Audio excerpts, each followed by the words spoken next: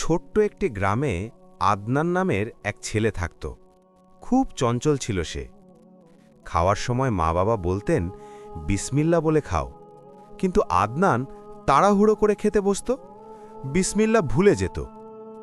একদিন তার বাবা তাকে একটি গল্প শোনালেন।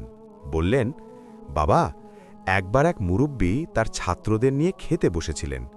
খাবার সামনে রেখে মুরুব্বি বললেন, আজ আমরা বিসমিল্লা বলে খাব, তবে আস্তে আস্তে। ছাত্ররা সবাই বিসমিল্লা বলে খাওয়া শুরু করল। একজন ছাত্র তাড়াহুড়ো করে খেতে লাগল। মুরুব্বি তার দিকে তাকিয়ে হাসলেন। খাওয়া শেষে সবাই উঠে গেল। মুরুব্বি সেই ছাত্রটিকে কাছে ডাকলেন। জিজ্ঞেস করলেন, বাবা, তুমি কি জানো খাবারের আগে বিসমিল্লা বলার অর্থ কি? ছাত্রটি চুপ করে রইল। মুরুব্বি বললেন, বিসমিল্লা মানে আল্লাহর নামে শুরু করছি, মানে এই খাবার আল্লাহ দিয়েছেন।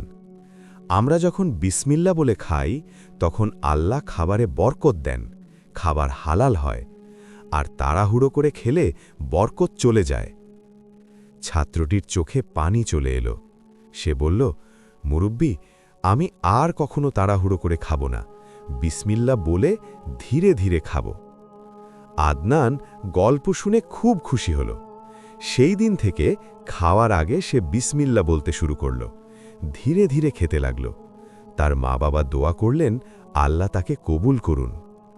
ভাবুন তো, একটি ছোট্ট দোয়া কত বড় বরকত নিয়ে আসে।